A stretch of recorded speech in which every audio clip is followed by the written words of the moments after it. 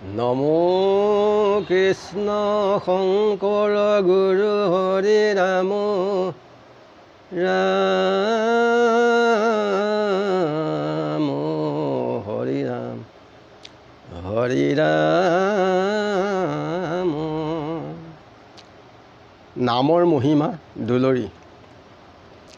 ৰাম নিগদতি শুক শুনা সাৱধানী, পৰীক্ষিত নি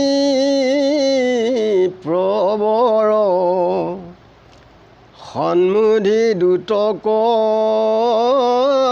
দুনাই যমৰাজ, মহিমা কহে নামৰ পৰম দুৰ্লভ মাধৱৰ নাম। সংসাৰ সাগৰে নাও, তিনি লোকত নাহি হে নজান। জানিবে আৰু প্ৰভাৱ, হেনবা বুলিবি নামৰ মহিমা। যদি জান নাই আচৰিতো ধৰ্ম, কিমতে জানিব শুনা তাৰ অভিপ্ৰায়। দেৱৰ নিমিত্তে নামক পূৰ্বত, গোপুত কৰি থৈলা। পদ্মৰ কল্পত ব্ৰহ্মাই আৰাধন্তে, নাৰায়ণে ত্ৰান্ত্ৰ কৈলা। কিছু কিছু কৰি প্ৰৱৰ্তিল নাম, কেন ধৰ্ম ইটো দেখা। নামৰ মহিমা জানো যত লোক, শুনা দেউতাৰ লেখা। ব্ৰহ্মা মহেশ্বৰ প্ৰহ্লাদ নাৰদ, কপিল কুমাৰ মুনি, ভীষ্ম স্বয়ম্ভৱ ব্যাস সূত শুক, জনক জানাই আপুনি।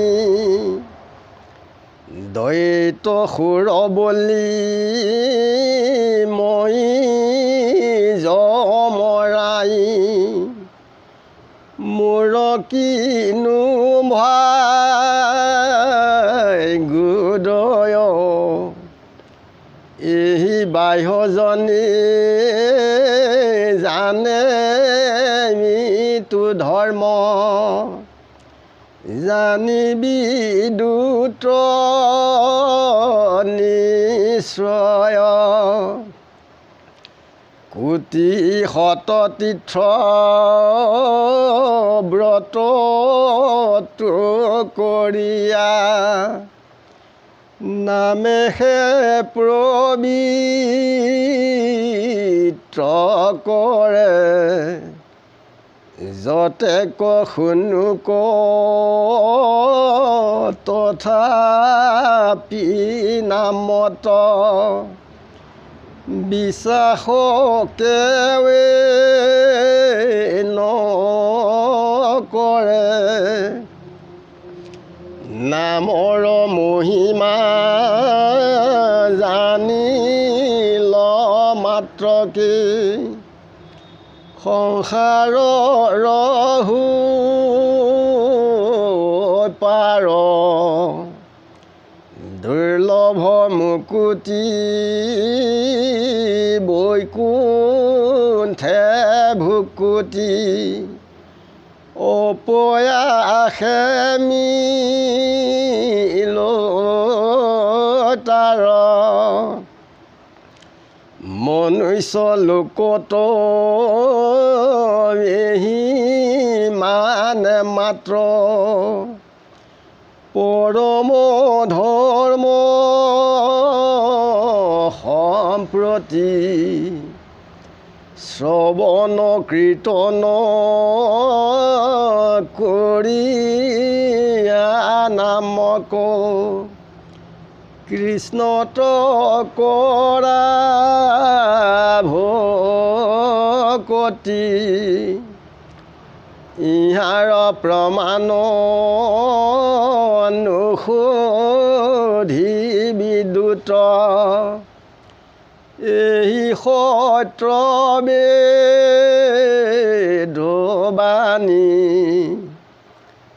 যাতনা তাপতো মৰ প্ৰাণীজত এইটো ধৰ্ম নজানি সাক্ষাতে দেখিলি দিজয় জামিল পৰম পাপী পখ্যাত নাৰায়ণ নাম উচৰি মৰন্তে মৃত্যুৰো এৰা হাত দেখ দেখ দূত হৰিৰ নামৰ অচিন্ত্য কেন প্ৰভাৱ দুৰ্ঘোৰ সংসাৰ সাগৰ তৰণ এই সুহৃদ নাও নাম বেৰিয়ান মতে মুখ্য চাও নুহিকে সিটো পণ্ডিত জানিবা মূৰ্খটো অধিক সেহিহে তাহাৰ মত খণ্ডিত আশ্চৰ্য আশ্চৰ্য ভাৰতৰ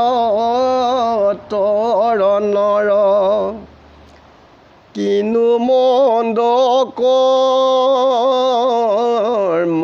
কৰোঁ হৰিহেন নাম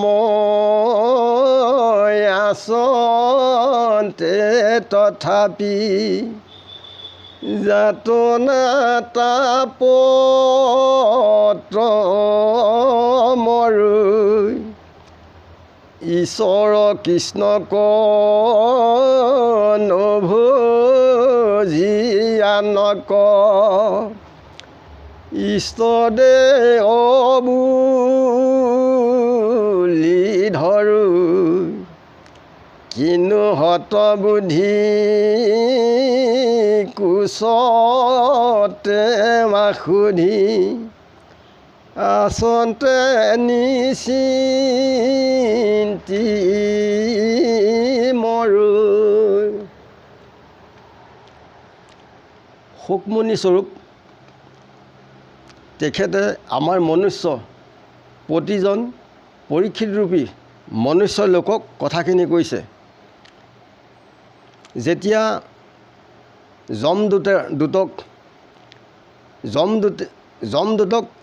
যমদূতে নামৰ মহিমাৰ কথা কৈছে যে পৰম দুৰ্লভ মাধৱৰ নাম ল'লে এই সংসাৰ সাগৰত সুখেৰে পাৰ হ'ব পাৰি।